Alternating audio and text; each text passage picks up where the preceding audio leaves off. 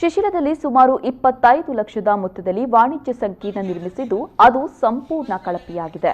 ಉದ್ಘಾಟನೆ ಮುಂಚೆಯೇ ನೀರು ಸೋರಿಕೆಯಾಗ್ತಾ ಇದೆ. ಅಲ್ಲದೆ ಸುಸಜ್ಜಿತವಾದ ಶೌಚಾಲಯವಿಲ್ಲ ಅಂತ ನಾಗರಿಕರು ಆಕ್ರೋಶ ವ್ಯಕ್ತಪಡಿಸಿದರು. ಅದೇ ಕಟ್ಟಡದಲ್ಲಿ ನಾಮಕಾವಸ್ಥೆಗೆ ಬಸ್ ನಿಲ್ದಾಣ ನಿರ್ಮಿಸಿದ್ದು ಅದರಲ್ಲಿ ಕುಳಿತುಕೊಳ್ಳಲು ಆಸನದ ವ್ಯವಸ್ಥೆ ಕೂಡ ಇಲ್ಲ. ಶಿಶಿಲಕ್ಕೆ ಸುಸಜ್ಜಿತವಾದ ಬಸ್ ನಿಲ್ದಾಣ ಹಾಗೂ ಶೌಚಾಲಯ ನಿರ್ಮಿಸುವಂತೆ ಒತ್ತಾಯ ಮಾಡಿದ್ರು.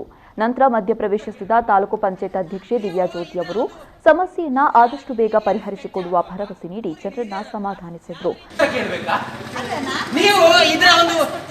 ಇದರ ಇಂಜಿನಿಯರ್ ಸ್ಕೆಚ್ ಆಗುವಾಗ ಊರಿನ ಹಿರಿಯರ ಹತ್ರ ಯಾವ ರೀತಿ ನಿಮಗೆ ಬಸ್ ಸ್ಟ್ಯಾಂಡ್ ಬೇಕಂತ ಒಂದು ಕೇಳುವಂತ ಮನಸ್ಥಿತಿ ಇಲ್ವಾ?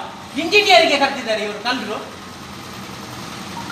ನಿಮ್ಮನ್ನು ಅವಮಾನ ಮಾಡ್ಬೇಕಂತಲ್ಲ. ಈಗ ನೀವು ಒಬ್ಬರೇ ಇದ್ದೀರಿ, ಅವ್ರು ಎಲ್ಲಿದ್ದಾರೆ? ಅಧ್ಯಕ್ಷರಿದ್ದಾರೆ, ಎಲ್ಲಿದ್ದಾರೆ? ಯಾರಾದ್ರೂ ಒಬ್ಬರು ನಿಂತಿದ್ದಾರ? ಅಷ್ಟು ಕಲ್ಲರಾಗಿ ಓಡ್ಬೇಕಾದ್ರೆ ಅವರು ಏನ್ ಹೇಳಿದ್ರು ಗೊತ್ತುಂಟ? ನಾಗರಿಕರಿಗೆ ಇವರೊಂದು ಗ್ರಾಮ ಪಂಚಾಯತಿ ಅಧ್ಯಕ್ಷರು, ಅವ್ರದ್ದು ಯಾವಾಗಲೂ ಇದ್ದದ್ದು ಎಂತ ಇವರದ್ದು ಯಾವಾಗಲೂ ರಾಜಕೀಯ. ದೇವಸ್ಥಾನಕ್ಕೆ ಹೋಗಿ ಅಲ್ಲಿ ರಾಜಕೀಯ. ಇವತ್ತು ಬಸ್ ಸ್ಟ್ಯಾಂಡ್ ಕಟ್ಟಿಸಿದ 25 ಲಕ್ಷ ಕಟ್ಟಿ ಇದಕ್ಕೆ ಖರ್ಚಾಗಿದೆ. ಗ್ರಾಮಸ್ಥರಾದ ತಿಲಕ್ ಶಿಶಿಲ ಮಾತನಾಡಿ, ಗ್ರಾಮಸ್ಥರಿಗಾಗಲಿ ಶಾಸಕರಿಗಾಗಲಿ ಯಾವುದೇ ಮಾಹಿತಿ ನೀಡದೆ ತರಾತುರಿಯಲ್ಲಿ ಉದ್ಘಾಟನೆ ಮಾಡುವ ಅವಶ್ಯಕತೆ ಏನಿತ್ತು ಅಂತ ಹೇಳಿದ್ರು. ಈ ಎರಡು ಅಂಗಡಿ ಅವಶ್ಯಕತೆ ಇಲ್ಲ ನಮಗೆ. ಇಲ್ಲಿ ಬಸ್ ನಿಲ್ದಾಣ, ಬಸ್ ತಂಗುದಾಣ ನಮಗೆ ಅಗತ್ಯ ಇರುವಂತದ್ದು. ಈ ಎರಡು ಅಂಗಡಿಯನ್ನು ಒಂದು ಮಾಡಿ ನಮಗೆ ಬಸ್ ಸ್ಟ್ಯಾಂಡ್ ಬೇಕು, ಒಳ್ಳೆಯ ಸುಸಜ್ಜಿತವಾದ ಬಸ್ ಸ್ಟ್ಯಾಂಡ್ ಬೇಕು ಮತ್ತು ಆಸನಗಳ ವ್ಯವಸ್ಥೆಯೂ ಬೇಕು ನಮಗೆ. ಇದು ನಮ್ಮ ಬೇಡಿಕೆ. ಇದು ಬಿಟ್ಟು ನಮಗೆ ಅಂಗಡಿ ಅವಶ್ಯಕತೆ ಇಲ್ಲ. ಇಲ್ಲಿಯ ಹೆಣ್ಮಕ್ಳಾಗ್ಲಿ ಹೆಂಗಸರಾಗ್ಲಿ ಯಾರ್ಯಾರ ಅಂಗಡಿಯ ಬಾಗಿಲಲ್ಲಿ ಕೂರುವಂಥ ಪರಿಸ್ಥಿತಿ ಇವತ್ತಿಗೂ ಇದೆ, ಈಗಲೂ ಇದೆ.